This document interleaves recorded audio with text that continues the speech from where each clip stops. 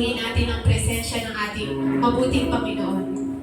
Sa ngalan ng Ama, ng Anak, at ng Espiritu Santo. Amen. Mapagpala at maibigin namin, Panginoong Diyos, na siyang nagbigay nitong aming buhay. Siyang nagbigay ng lahat ng mga bagay na meron kami at tinatamasa namin ngayon. Ikaw ang pinagmulan ng tong aming lakas. Ikaw din po ang pinagmulan nitong aming mga kaalaman at kakayahan, Panginoon. Panginoon, Ikaw ang Diyos na buhay na nagligtas sa amin mula sa aming mga pagkakasala. Panginoon, ngayong gabi ay dinggin mo ang aming mga pusong natitika, ang aming mga pusong humihingi ng kapatawaran, humihingi ng pagsisisi sa aming mga pagkakasala, sa aming mga paulit-ulit na pagkakasala. Patawad, Panginoon, kung naging matigas ang aming mga puso. Patawad, Panginoon, kung kami ay naging pasaway. Panginoon, bukod tanging sa iyo lamang kami makakahanap ng tunay na kapahingahan. Panginoon, sana ay pakinggan mo ang aming mga puso. Nagpapasalamat kami, Panginoon, para sa lahat ng mga biyayang ibinigay mo sa amin. Nung kami ay umiiyak, Ikaw ang nandyan para sa amin, Lord. Nung hindi na po namin nakilala ang aming mga sarili, Ikaw ang nanatiling nandyan para sa amin, Lord. Nung walang-wala po kami, Ikaw lang po ang tanging nandyan na naasahan namin. Panginoon, ngayong gabi ay hinihiling namin ng iyong banal na Espiritu Santo upang gabayan ang aming mga kapatid na narito ngayon. Salamat, Panginoon, dahil nagpadala ka ng mga bagong kapatid namin dito sa aming seminar. Nawa, Panginoon, hindi matapos ang gabing ito na wala silang mapupulot. Pag-uwi nila, Panginoon, magiging bagong tao na sila, Lord, at dala-dala ka na nila, Lord, sa kanilang puso. Dala-dala ka nila, Panginoon, ang kapayapaan mo na hindi kumukupas, ang kapayapaan na napakailap, sa iyo ay aming matatagpuan. Maraming salamat, Lord. Ang lahat ng ito ay aming idinadalangin sa iyong natatangi at kabanal-banalang pangalan. Amen. Glory be to the Father, and to the Son, and to the Holy Spirit. In the name of the Father, and of the Son, and of the Holy Spirit. Amen. Magandang gabi po sa ating lahat. Magandang gabi po.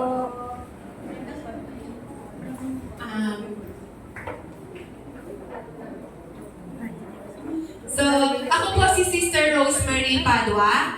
Isa po akong lector and commentator dito sa ating parokya. At 10 years na po akong member nitong ating Charismatic Renewal. So, welcome po sa ating lahat dito sa ating Catholic Life in the Spirit Seminar or CLSS. Welcome po sa ating lahat ng mga bagong participants. Last week, nagkaroon po tayo ng orientation or introduction for overview of what CLSS is all about. So, ano nga po ba yung ina-attendan natin? Ano nga po ba yung CLSS at bakit tayo nandito? So, what to expect? Tulad ko, meron din po ba kayong gustong mangyari sa inyong buhay? Sakto kasi ito pong CLSS natin, it will offer you a new life. So, ano nga po ba yung matututunan natin dito? And ano nga po ba yung importance of CLSS? So, CLSS or Catholic Life in the Spirit Seminar. Ang layunin po natin dito ay ang ibalik ang puso ng mga tao sa Panginoon at sa simbahan.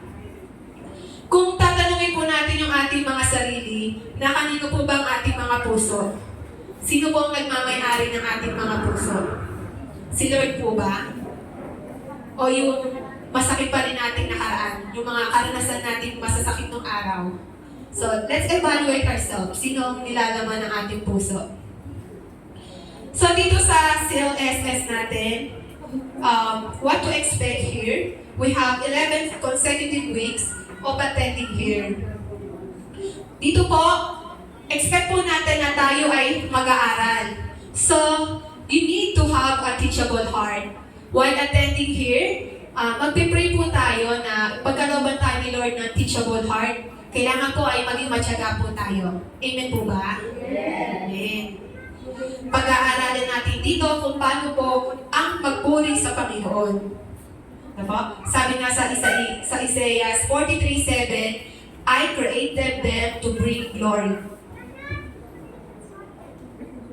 So, yung pala ang purpose natin kung bakit tayo nandito sa mundo, kundi ang magbigay papuri sa ating Panginoong Diyos. At ituturo sa atin, o naturo na po sa atin kung paano yung magbigay papuri sa Panginoon. Maraming kaparaanan po yan. Yan po yung nandun sa book natin last time, yung pagpalakpak, yun po, yung pag-true dance. Maraming way po para magpuri kay God. Ang tanong po, nagagawa po ba natin magpuri sa Diyos? Yan, so let's ask ourselves po. Going back, so the meaning of CLSS is Catholic Life in the Spirit Seminar. Ang ibig sabihin po ng Catholic ay pangkalahatan o universal at pinahiran. It means po, hindi to exclusive lang para sa Catholic. Ito po ay pangkalahatan at lahat ay welcome sa seminar na ito. And as Catholic, we have responsibility here. We need to become more Catholic in our attitude. Since Christ is the center of our faith, we are called to care for one another. Okay? Kanta natin kanina, yung joyful song natin, no? And we need to use our unique gifts and talent for the good of the community and the world. So, yun po. Catholic, then seminar, o ibig sabihin din po ay binhi, and nar, paghahasik ng binhi sa puso ng mga naniniwala. So dito po sa seminar na to, meron pong binhi at tayo pong lahat dito ay hahasikan ng binhi yun. Okay po? Para po tayo ay mag-grow.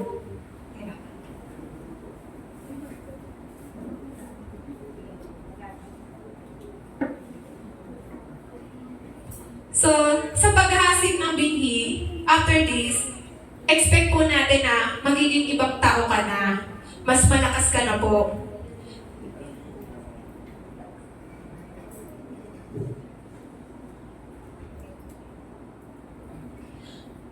So, marireborn po tayo.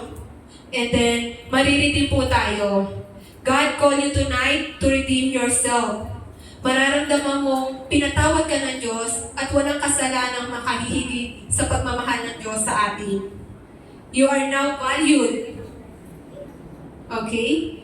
For you to know that your identity and your worth.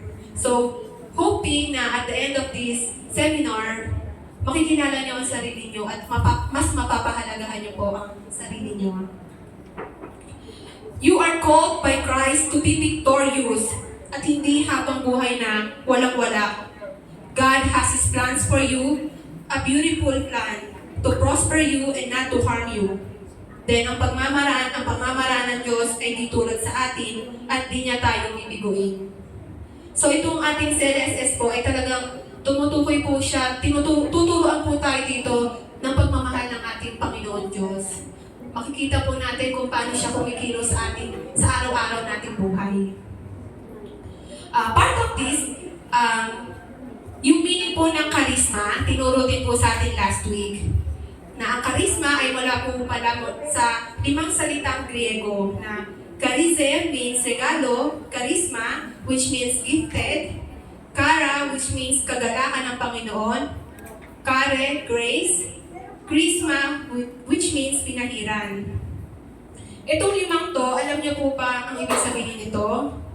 Na ibig sabihin po pala nito, nung una pa lang, tinawag ka na ng Panginoon at may mga pinagkaloob na siya sa iyong mga gifts and talents na gagamitin mo upang tulungan ng iba at maging instrumento ng kanilang kaligtasan. God soon will anoint you.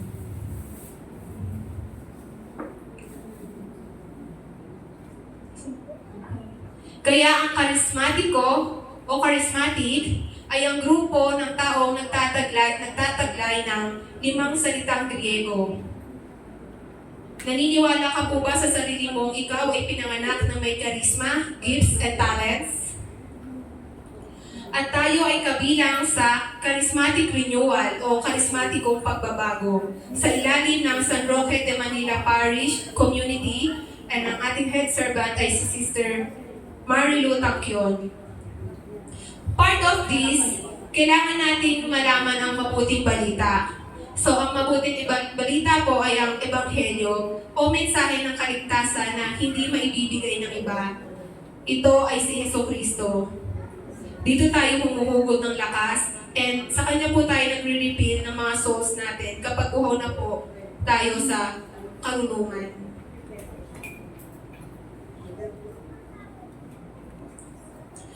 Bahagi din po na tinalakay last week ay yung ano ang mensahe ng mabuting balita.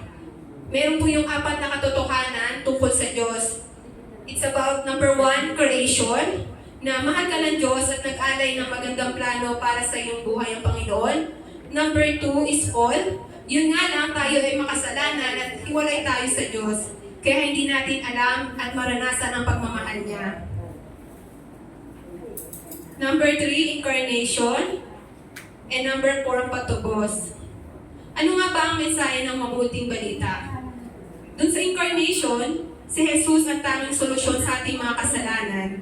Through Him, we are saved. Through Him, malalaman at mararanasan natin ang pagmamahal ng Diyos at ang Kanyang plano sa ating buhay. Then the last part is yung pagtubos. Ano ang ginawa ni Jesus para sa atin?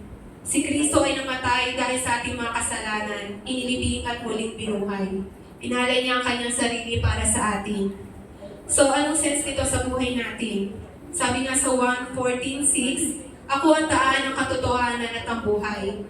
Walang makakapunta sa langit kundi sa pamamagitan ko. So the only way para makapunta sa langit ay ang tanggapin si Christ bilang ating tagapagligtas na Panginoon.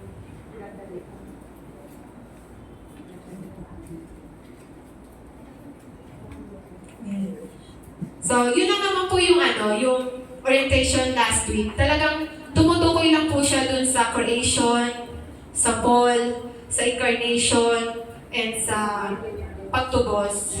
Na kahit gano'n pa po tayo kamakasalanan, yung pagmamahal ng Diyos ay naging sapat na upang hanguin tayo mula sa ating pagkakasala at bigyan tayo ng bagong buhay. So after that orientation, proceed na po tayo with our first topic, which means God's love. Ibabahagi ng ating tagapagsalita kung gaano tayo kamahal ng Diyos, at mapalad tayo sa gabi ito dahil nagpadala siya ng isang mahusay at matatag na speaker for serving this community for almost 40 years. Walang iba kundi si Sister Susan Ortiz. Purihin po natin ang Panginoon.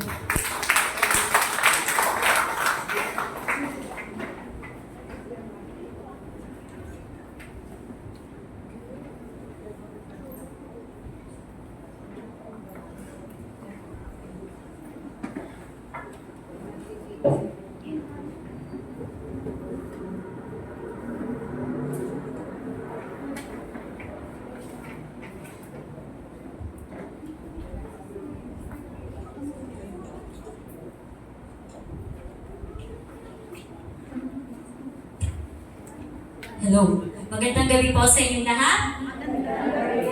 Sa ating lahat. Kamusta kayo? Parang di pa kumain no? Lahat tayo di pa kumain, no? Amen? Pero pakakainin tayo ng salita ng Diyos. Amen? Amen. Now, which is magbibigay sa atin ng mas malakas, maliban doon sa lakas ng ating pangangatawan. Kasi pag malakas ang ating spiritual, mas malakas ang ating pangangatawan. Amen? Amen. So, topic number 1, God the Father loves you personally. So sabi, ang Diyos Ama ay mahal ka ng personal. Personal, tayong dalawa, magka-personal. Mahal ka ng Diyos personal. Amen? Amen. So sabi po,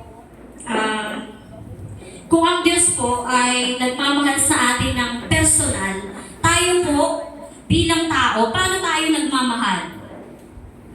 Isip po kayo, paano ba ako nagmamahal? Gusto niyo tumawag ako? sabi ng mga mata nila, nakaganyan. Meron pong nag-comment before na wag nang tatawag sa participants kasi daw po hindi na babalik pag tinawag. Totoo po ba yun? Totoo po ba? Hindi. Kasi ang Diyos po ang nagpadala sa atin. So wag po tayong matatakot kung tayo ay matanong. Hindi naman po tayo mamamatay kung tayo ay Amen. Huwag mo matakot pag ikaw ay tinanong, huwag matakot, di ba? Kailangan na sasagot. Dahil binigyan tayo ng Diyos ng salita ng ating bibig para sumagot, magsalita. Amen? Amen. So, paano tayo magmahal? Kung ang Diyos sama ay nagmamahal sa atin ng personal, tayo naman paano magmahal? Sirip. Okay, pagsasakripisyo, ano pa? Umuunawa, ano pa? Pagsunod sa kanyang utos. So tama po lahat yan. Pero bibigyan po natin ng diin. God the Father loves us personally. Tayo namang tao, meron din po tayong kanya-kanyang pagmamahal. Ito po yung sinasabi natin, 4 na uri ng pagmamahal. Na kung saan ang bawat isa sa atin ay nararanasan, depende sa estado ng ating buhay. Una, Eros. Ang unang dun sa 4 na uri ng pagmamahal ay Eros. Eros, pag sinabi natin Eros, ito yung erotic. Between magkasintahan, mag-asawa. So sino dito yung may mga asawa? May mga kasintahan. Ayun. Diba? So, nandun yung sa kanila lang pwede ibigay. Pag sinabi natin asawa, ito ay under ng marriage. So, ikinasal. Hindi pwede yung nagsasama lang. Amen? At doon naman sa mag-boyfriend at mag-girlfriend, hindi rin siya yung dapat mauuna yung premarital. Di ba lahat tayo dito, alam naman na natin yon, di ba? Premarital sex, especially sa ating mga youth. Tinuturo yan at alam natin yan. Kasi dapat nandun yung guidance ng ating Panginoon pag tayo ay gagawa nun. So hindi natin pwedeng gawin yon kung wala ang sakramento ng kasal. Amen. So pangalawa po, Storgos. Storgos o Philos. So Philos, pag sinabi natin Philos, ito yung pagmamahal natin sa ating kapwa. Tingnan niyo yung kapwa niyo. Mahal niyo po ba yan? Pero hindi tinignan mahal niyo po ba yan? Ayan, di ba? Mahal po natin yan in a sense dahil kasama natin siya kay Kristo Jesus. Amen? Kasama natin. So, iisa na tayo dito kahit na hindi natin pa ganun kakilala. Pero ito ay ating makikilala sa patuloy nating pag-attend. Amen? So, paano ba natin minamahal yung kaibigan natin? Iba yung pagmamahal natin sa kaibigan kung sa asawa, sa boyfriend. Diba? Iba. So, yan yung sinasabi nating uri na hindi natin pwedeng ibigay ng basta-basta kung hindi ito yung relasyon. So, kung sa magkaibigan, paano yan?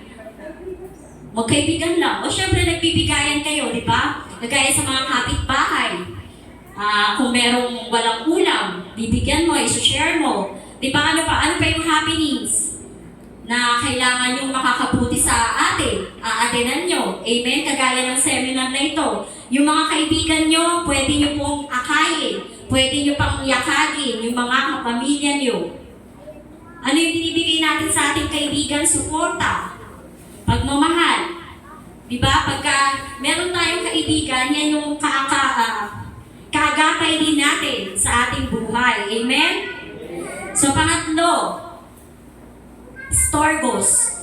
Pag sinabi natin Storgos, ito yung pagmamahal natin sa ating magulang at pagmamahal ng magulang sa kanyang anak.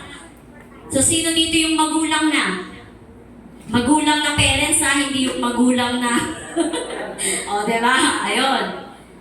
So, iba din yung klase ng pagmamahal, diba? Hindi mo pwedeng ipagkaloob yung pagmamahal mo sa anak mo dun sa hindi mo kakilala. Diba? Iba yung... At hindi mo rin naman pwedeng ibigay yung pagmamahal mo bilang ikaw ay magulang sa iba. So, paano ba magmahal ang magulang? Ibinibigay niya ang kailangan ng mga anak. Ang mabuting magulang ay nagko-correct. Hindi nag-i-spoil para maging brat ang kanilang mga anak. Amen?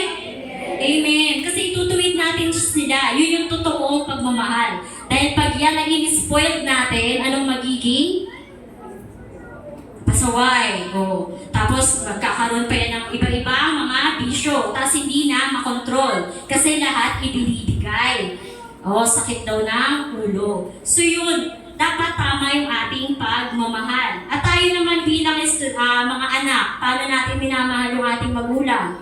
Siyempre, nagbibigay tayo sa kanila ng paggalang. Amen? Meron ba ditong hindi gumagalang sa magulang?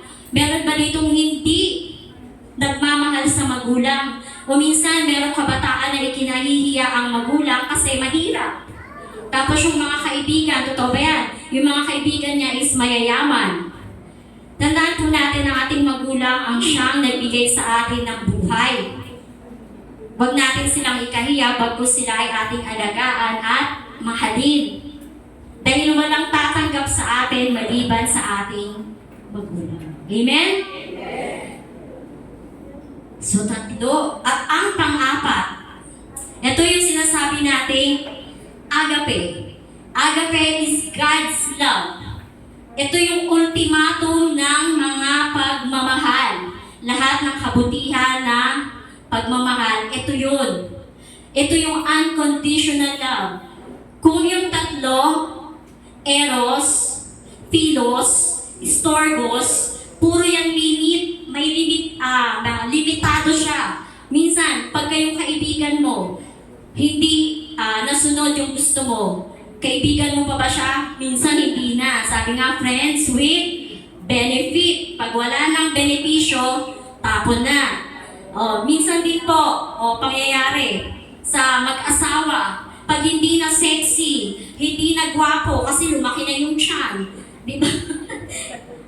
Tumaba na, hindi na ganun gusto. Maghahanap na ng iba.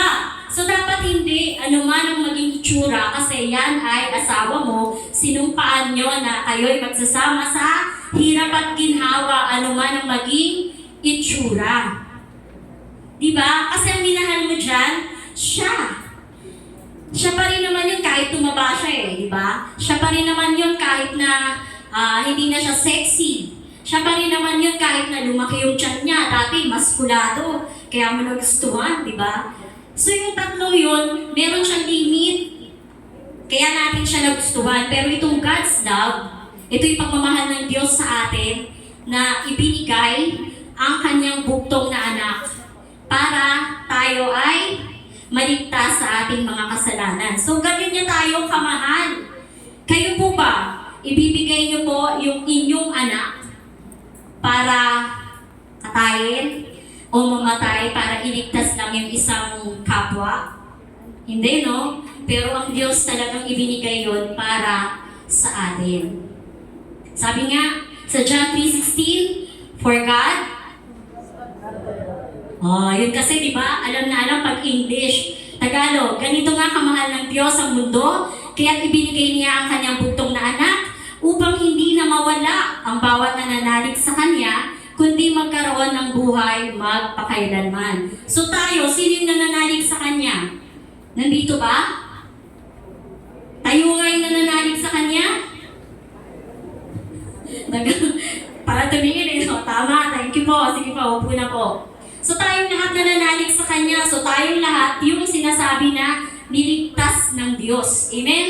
Dahil sa Kanyang pagmamahal sa atin. Pero bakit may mga time na hindi natin maramdaman yung pagmamahal ng Diyos sa atin?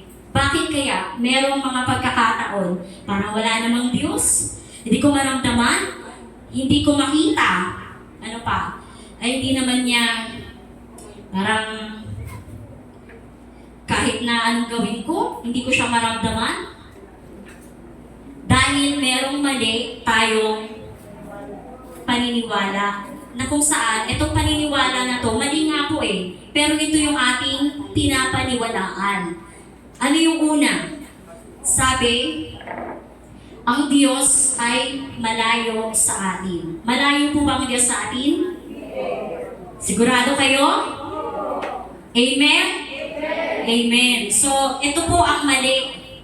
Hindi malayo ang Diyos sa atin. Kasi pinaniniwalaan natin, malayo daw ang Diyos sa atin. Ang tama, sino ang lumayo sa Diyos? Tao. Bakit? Sa Kanyang? Amen. Sa Kanyang kasalanan, kaya tayo nalayo sa Diyos. Hindi ang Diyos ang lumayo sa atin. Diba ang mga unang panahon, yung panahon ni Eva at Adan, sino ang nagkasala? Si Eva, nadamay si Adan. So ngayon, kasalanan natin yun, di ba? Ngayon po, marami ng klaseng mga kasalanan at number 1 na dyan, yung mga gadget. Ito, yung mga kakain, nakakalimutang mag-pray bago magkumain, pero pinipicturan yung pagkain, yun ang hindi nalilimutan. Ano pang gagawin? Sobrang lahat po nung yun sa buhay natin ngayon, sobrang focus na, sobrang bilis, lahat instant noodles, instant coffee, instant na pag-aaral. Dati nung nag-aaral po ako, pupunta pa po sa library para magtingin. Dictionary lang yun kasi di ba may nabibiling mga dictionary, mga ganyan lang. Pero yung dictionary na yun, wala din yung hinahanap mo, punta ka pa sa library. Malas mo pa kung merong mga nakapila na estudyante titingin ng meaning. Eh ngayon, itanong mo kay Google. Di ba? Kanino pa? Ang dali. So lahat pinadali. Hindi na pinag-iisip ang tao. Pero tayong lahat binigyan ng kaisipan ng Diyos na minsan hindi na natin ginagamit. Kasi tanong mo na lang kay Google eh. So wala na yung common sense. Di ba? Tapos wala na din yung, di ba mas masarap pagka yung nakakamit mo, pinaghirapan mo. Eh ngayon, tanong mo na lang kay Google eh, papasa ka na. Dati hindi, manghihiram ka ng mga libro sa library, pipila ka, isusoli mo. Ngayon, malas ka pa pagka yung hihiramin mong libro, eh dalawang piraso lang. Diba, tapos nahiram na nung mga classmate mo, maghihintay ka ng turn mo. O ngayon, sa mga school, mag-e-enroll ka, kasama na ang tablet. Diba? Yun na yung kanilang pinaka-libro. Tablet na, diba? Napaka-high-tech. Pero hindi nyo ba alam na yung pag-high-tech natin, nagsiseparate din sa atin sa Diyos. Nagsiseparate din sa atin dun sa mga kapwa natin na malapit sa atin. Pamilya, nag-uusap-usap pa ba pag kumakain o kanya-kanyang cellphone? O diba?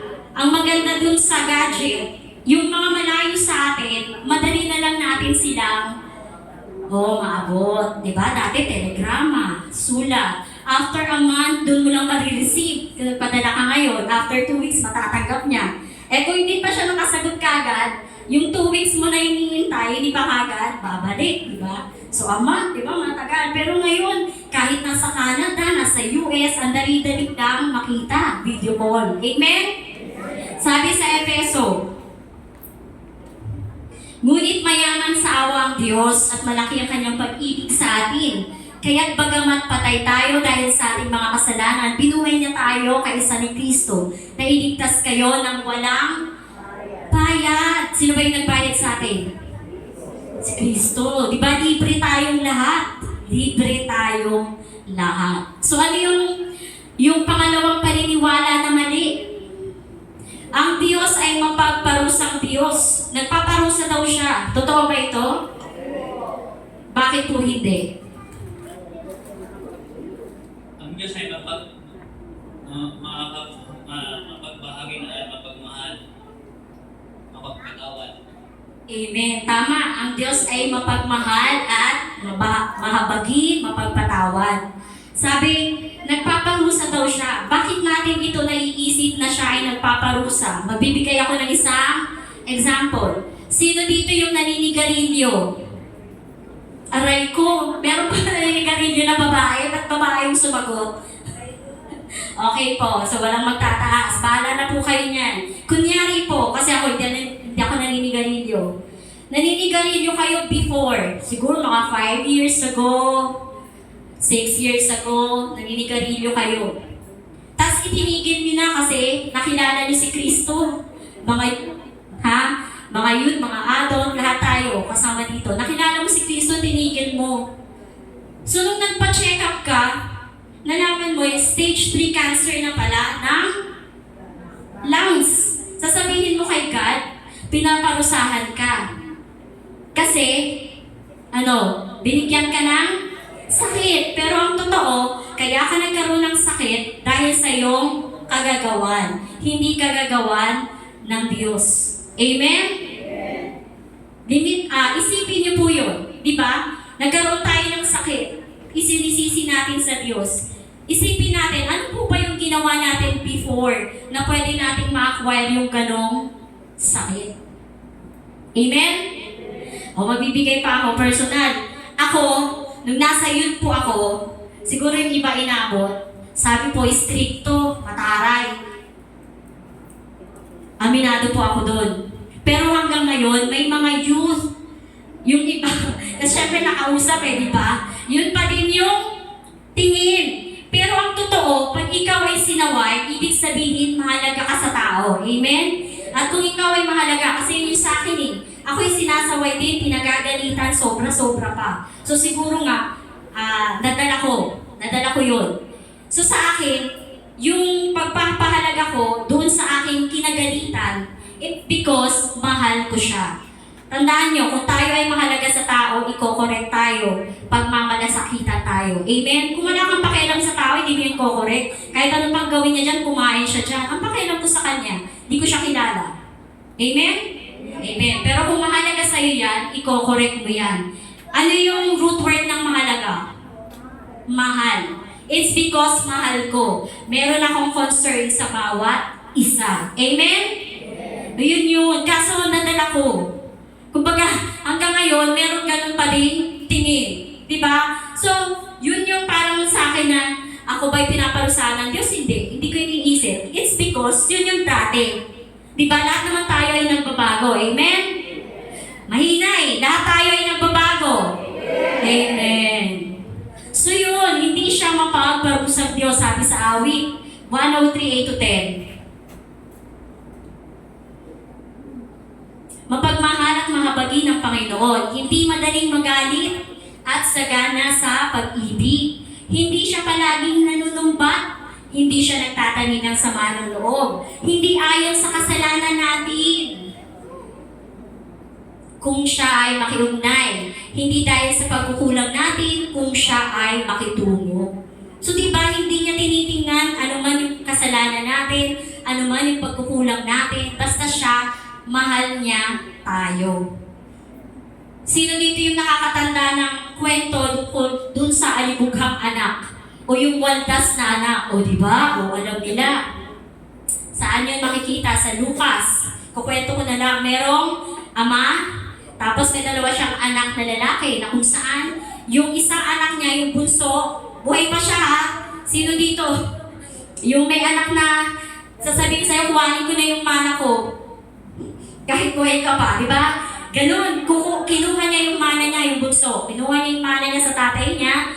At yung mana na nakuha niya, winaldas niya sa walang kapararakang bagay. Ngayon, syempre, hindi naman niya pinangnegosyo. Walang bumabalik sa kanya hanggang yung mana na nakuha niya ay naubos.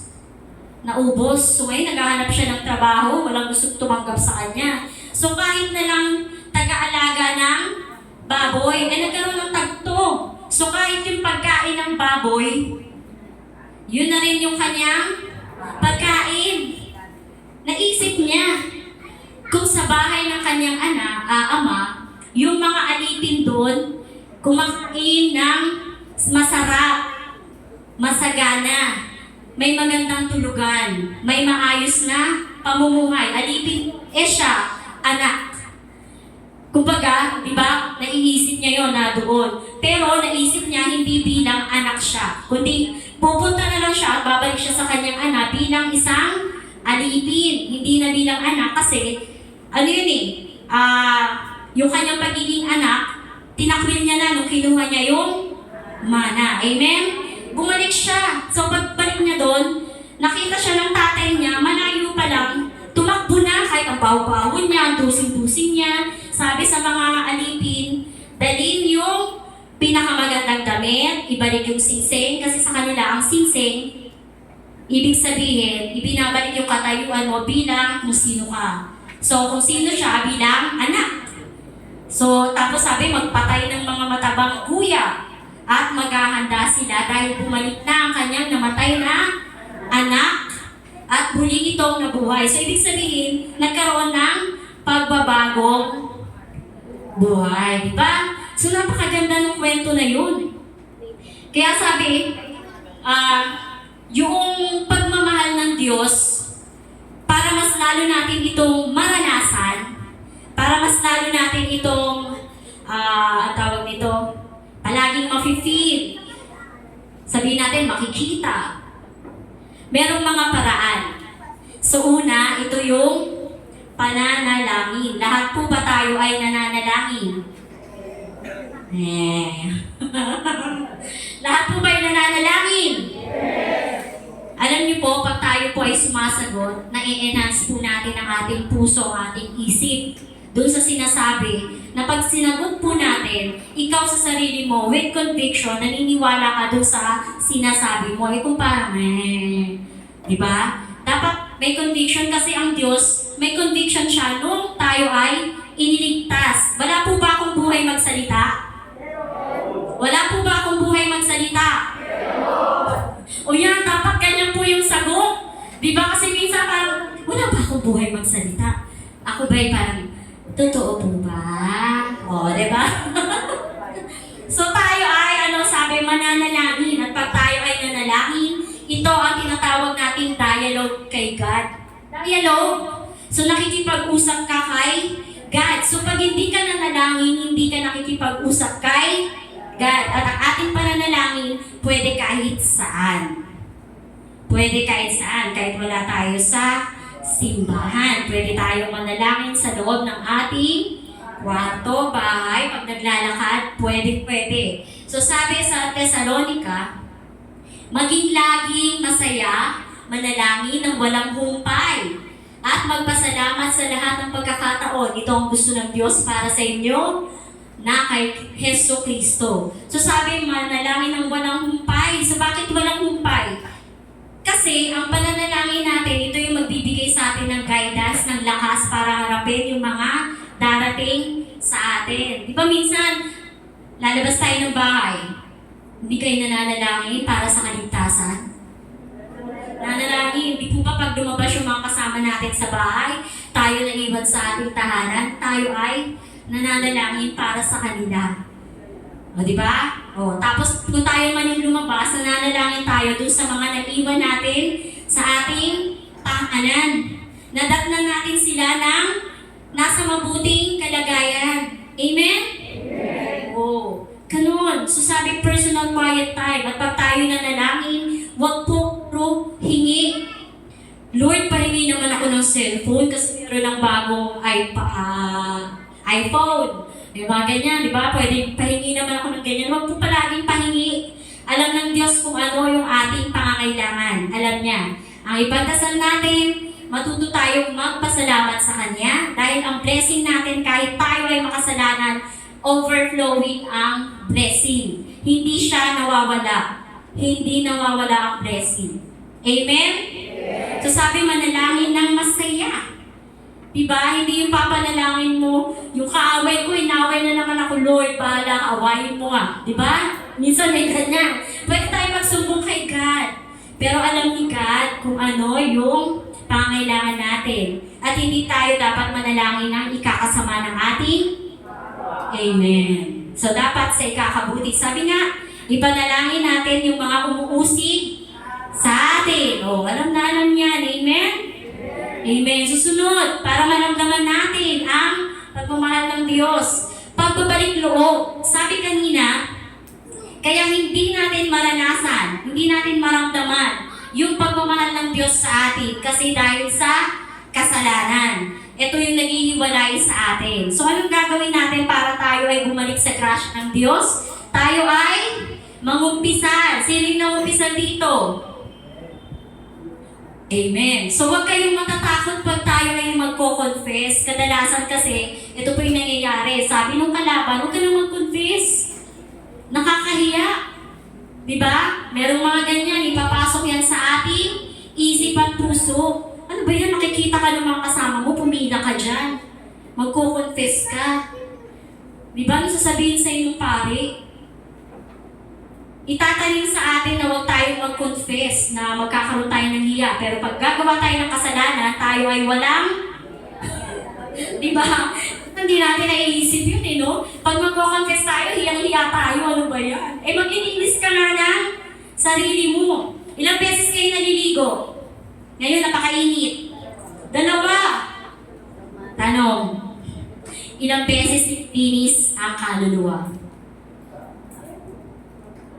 Ilang beses yung nililinis ang inyong kaluluwa? Ito yung pagko-confess. Kung ang ating katawan ay nililinis natin ng twice a day, gaano natin kadalas nilisi ng ating kaluluwa na siyang matitira pag tayo ay namatay. Itong katawan na to, wala to pag tayo namatay. Kaluluwa natin ang mahalaga. Amen?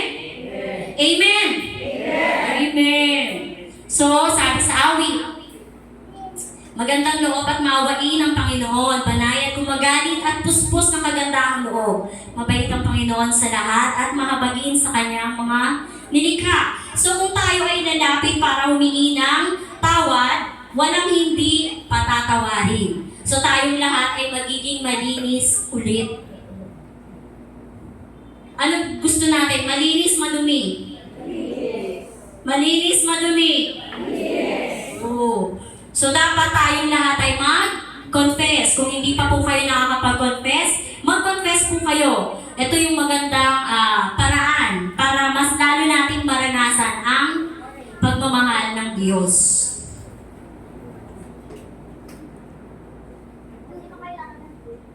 Pangatlo, sino yung may Bible sa bahay? Nahihiya pa? Taas niyo po, taas. Yan. Display lang po ba o binabasa? Amen. So dapat binabasa. Sabi po, tayo ay dapat magbasa ng Biblia araw-araw. Bakit araw-araw? Sabi po sa 2 Timothy, chapter 3, 16-17, bunga ng Espiritu ng Diyos ang tanang nasa kasulatan at kapakipakinabang sa pagtuturo, pagkumpinsi, pagtutuwid at pagpapakabanal upang maging handa ang makadiyos sa lahat ng mabubuting gawa. So, sino yung makadiyos? Tayo. Hindi pa kayo naniniwala makadiyos? Sino yung makadiyos? Tayo. So, tayong lahat daw yun. Diba? Anong gagawin pag tayo nagbabasa ng Bible? Araw-araw. Ito yung magtuturo sa atin ng tama. Ito yung magtutuwid sa atin ng mga mali nating ginagawa. Di ba minsan mababasa natin? Mahalin ang kaaway. Galit na galit ka nga sa kaaway mo kasi naaway ka. Galit na galit ka sa kaaway mo kasi chinichismis ka. Di ba? Pero nabasa mo, mahalin ang kaaway at ipagdasal. Anong gagawin mo? Di ba dapat yung galit natin unti-unti dapat siyang mawala. At yung pagkawala nun, ipapanalangin na natin yung ating kaaway. Pagtuturo. Sabi po ng Iglesia ni Cristo, sabi ituturo yung tama. Sabi po ng mga kapatid natin sa Iglesia ni Cristo, sila ang tunay na simbahan na kung saan iglesia nga di ba? Sila. Pero ang totoo, kinuha lang nila yung word na iglesia na ang ibig sabihin ay simbahan. Pero kung lilimihin natin, ito ay nagmula kay Jesus Christ na ipinagkaloob kay Nino, kay St. Peter na kauna-unahan nating Santo Papa. Di ba yun nga yung susi? Na kung sinong patawarin, patatawarin, at kung sinong hindi patawarin, ay hindi patatawarin. Amen? Amen. So tayo po, ang Santa Iglesia Katolika, ang original. So nagkaroon lang po ng party yan dahil merong mga hindi sumusunod, nagtayo sila ng kanya-kanyang sekta. Nag-start po yan kay Martin Luther na kung saan siya ang kauna-unahang nagtatag ng Protestant. Isa po siyang German priest na meron siyang di nagustuhan sa Katoliko, nagtayo siya ng kanyang sarili. Tama po ba yun? Tama po ba Sister, ang tanong ko, tama bang magtayo ng another sect pag hindi natin di ba? Bali po Ang ibig na sabihin tama yung Martin Luther na siya yung nagtayo ng Protestant. O di ba? Kaya dapat talaga nakikinig tayo kasi minsan na meron tayong hindi mapakinggan. Kunyari, pinausap mo yung katabi mo, nausap mo, iba na yung pagkakaintindi. Amen? Amen. So next, pag-anib sa community. So ito po ay isang komunidad. Bakit? Kasi ito po ay tutulong sa atin. Sabi nga, meron tayong prayer na kung saan communal prayer, corporate prayer, sama-sama pananalangin upang tayo ay mas lumakas sa ating pananampalataya. Silang tutulong sa atin. Yung iba, meron tayong CNM, di ba? Kasama yan sa ating mga grupo. Meron tayong PYM. So iba-ibang organization na ating kinaaniban. Hindi naman po ibig sabihin na pag kayo ay nag-seminar, kasi meron po tayong mga, ano tawag nito, minsan, sabi nga, maling paniniwala, ay ayoko mag-seminar sa charismatic. Kasi pag nag-seminar ako sa charismatic, dapat magiging charismatic. Imimiyembro ako ng kaagad, yung mga ganun. Hindi, kayo po makakasense niyan. Kayo po, ito po ay ino-offer namin para tulong. Dahil dito sa community nito, kami po ay, naging, kabahagi ni Kristo. So yun din lang po yung aming ino-offer sa inyo. It's up to you kung hinihipo kayo ni Lord na mag-member. Kasi minsan, di ba, ay sa organization, parang, hindi po pwede kasi meron na organization. May mga ganong mentality na pag inaya mo, hindi pwede kasi dapat pag umattend ka dyan, imi-member ka. Ganon, di ba? Hindi. Kuhanin natin kung ano yung makakabuti sa atin. It's up to God sa continue na pagdarasal natin, pagbabasa natin ng Biblia, siya sa ating sarili ang magsasabi kung gusto nating mag-member. Di ba? Hindi po namin kayo kinukuha sa mga organization nyo. Maliwanag po yan Ang binabahagi po natin ay kaalaman, ang pag-ibig ng Diyos sa bawat isa sa atin. Kayo po ang nakakaalam niyan kung ito po bang community na ito ay makakabuti sa inyo. Amen? Amen. Sabi, service community, paglingkuran ninyo ang isa't isa sa kaloob na tinanggap ng bawat isa sa Diyos. Sa gayon, magiging tapat kayong katiwala ng iba't ibang kaloob ng Diyos. Kung may nagsasalita, marinig sana ang mga salita ng Diyos. Kung may naglilingkod, makita na ang otoridad na natanggap niya sa Diyos at sa lahat, papurihin ng Diyos sa pamamagitan ni Jesucristo na sa Kanya ang kalwalatian at ang kapangyarihan magpakailanman. So tayong lahat, nakatanggap tayo ng talent. Diba? Merong magaling sumayaw, magaling kumanta. Ito, may mga choir tayo dito, diba? Merong maglingkod. Sabi nga, pag naglilingkod tayo, dapat daw makita si Kristo. Kahit tayo ay leader, kahit tayo ay lingkod, nandun pa din dapat si Kristo. Walang importante dahil lahat tayo dito ay importante. Amen?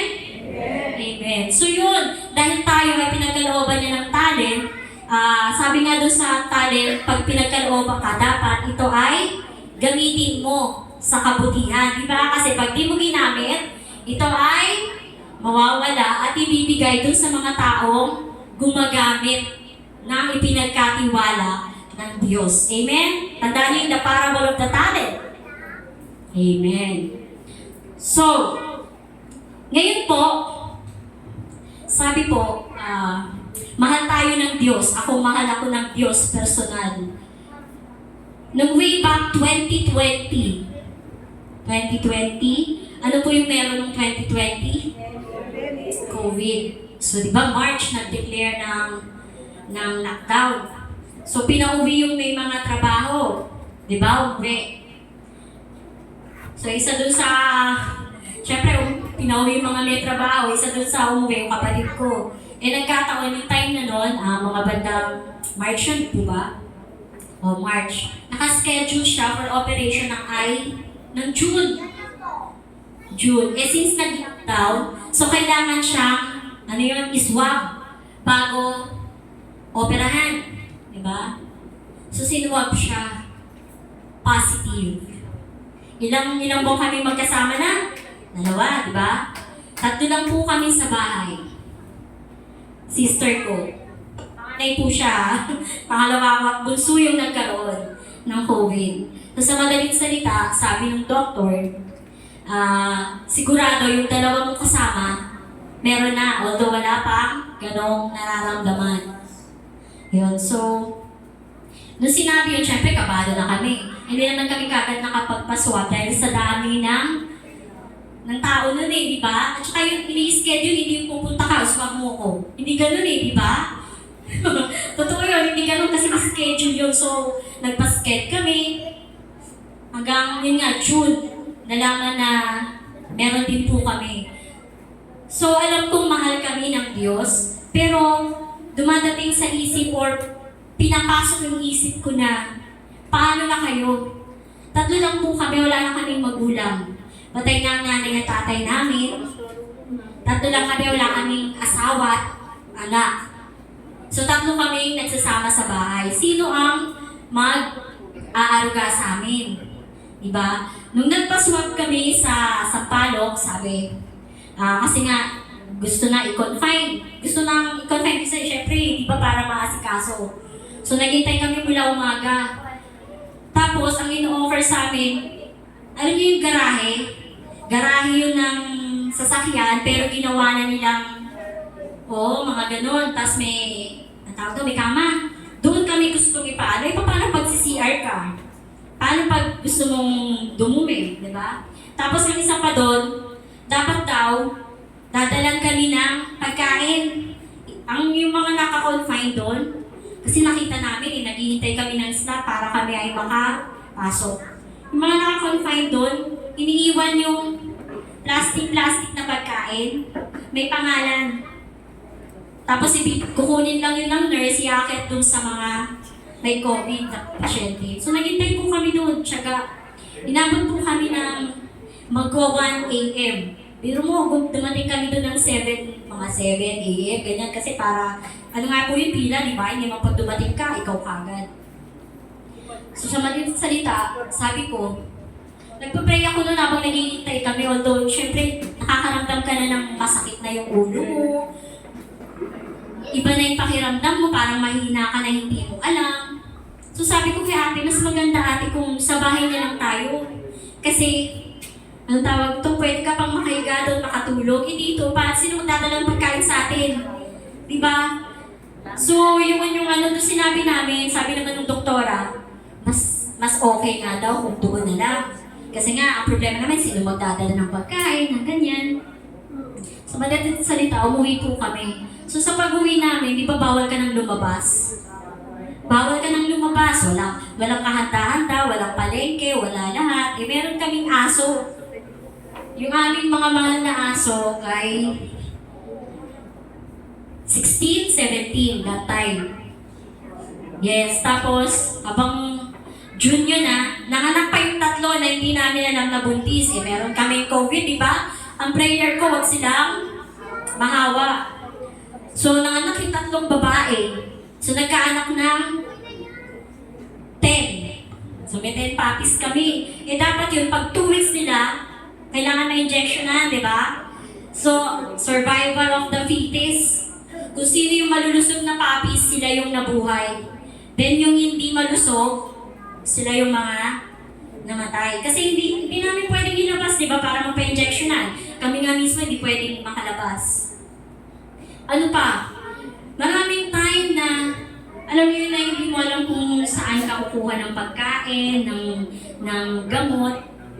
Pero God is good all the time. Kasi kahit na ganun yung nangyari sa amin, wala nga kaming mag-aasikaso, ganyan. Meron pong pinadala ang Diyos, parang si San Roque, merong aso na nagdadala ng pagkain. Meron talagang consistent po siya. Salamat po sa Diyos para sa Kanya. Na kung saan nagdadala po siya ng pagkain namin, morning, tanghalian, gabi. Luto na po yun ha, kakainin na lang po. So ang niluluto ko, kahit ako ay may COVID, kahit na may mga times na, alam mo yun, nakikita mo mahina kami, na masakit yung ulo, pero nagtatrabaho pa ako kasi kailangan meron kainin yung mga aso. So meron naman kami mabait na kapitbahay, everyday, siya yung bibili ng gulay, lalagay sa gate, tapos lulutuin ko para may pagkain sila. Kasi kami, meron naman kami pagkain. So ganun yung system, meron kaming tagabili ng gamot, meron kaming tagabili ng, meron nagbibigay sa amin ng pagkain. So, sa madaling salita, nabuhay kami. Kahit na may mga times na hindi ka makatulog, hindi ka makakain kasi yung pakiramdam mo, andun yung takot, kahit ayaw mo siyang isipin, buhay pa kaya kami bukas. Nandun yung takot, although nagmimisa kami ng everyday, kasi di ba sa online. Hindi kami nanonood ng TV kasi wala kang mapanood kundi patay si ganito, ilan na rin namatay. So lalo kang matatakot. Sa totoo lang, alam ko kaming tatlo meron kaming tiwala sa Diyos. Alam namin na mahal kami ng Diyos. Pero nung time na yun, ang isip ko parang hindi kami makakasurvive ng COVID na yun kasi nangihina kami. Tapos may mga times, yung gamot, ay hirapan kang kumuha ng gamot.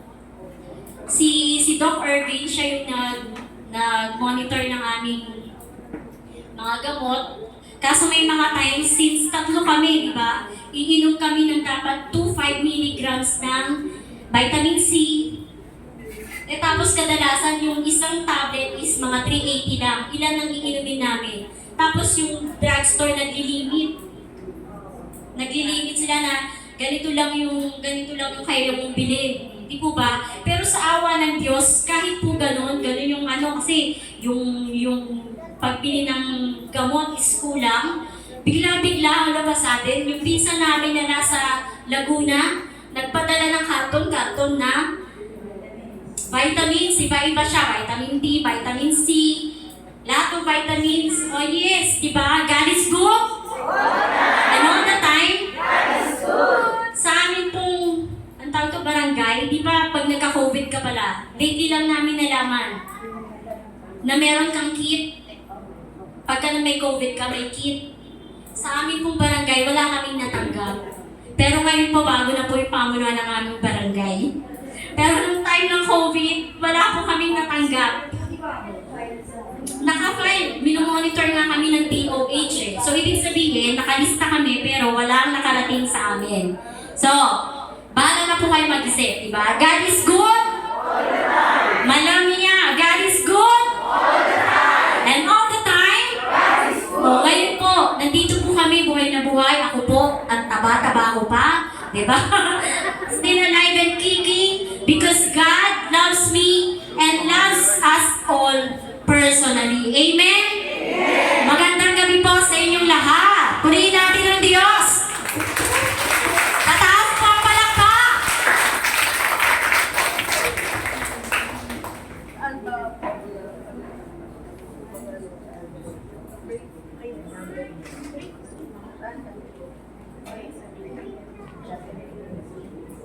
Good evening po. Bago po tayo dumako sa ating group sharing, magkakaroon po muna tayo ng 5 minutes break. So sa mga gusto pong mag-CR, and pwede dyan sa labas, pwede po. Meron din po tayong hinihindang coffee and biscuits. Kuha na po kayo sa side. Maraming salamat.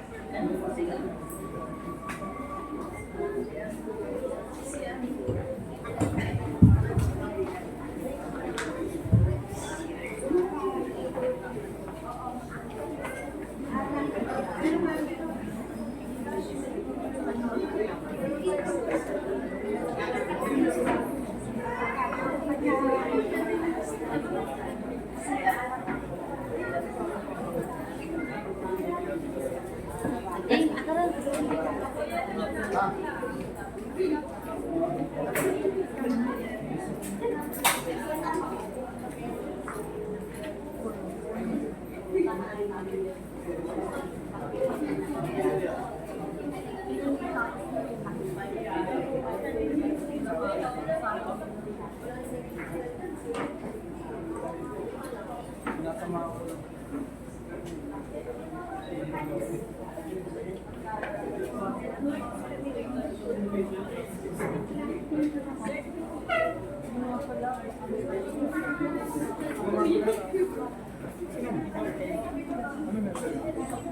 teka na.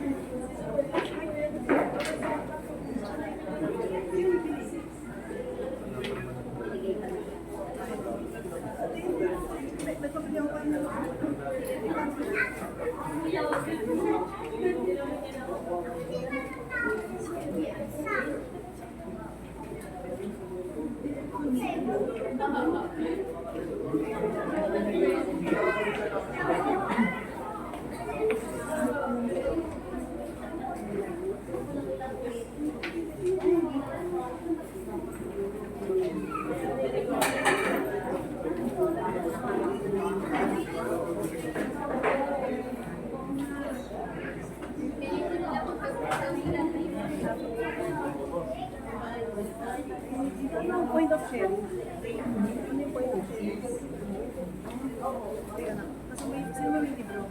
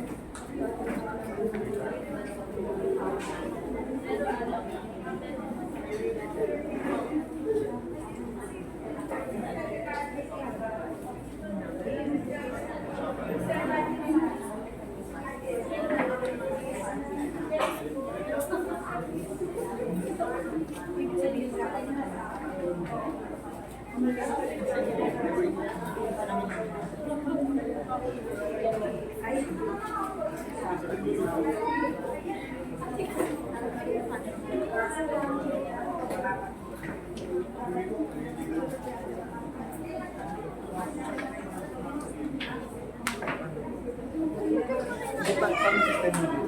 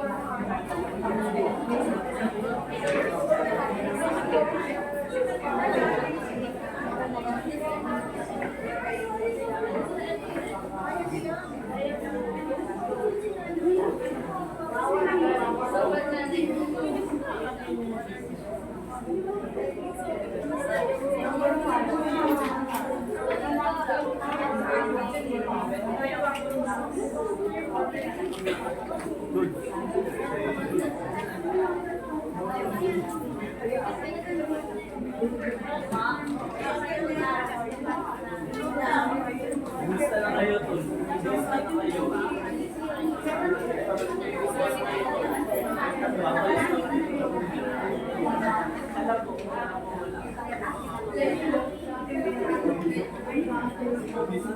Kumusta na kayo? Hanggang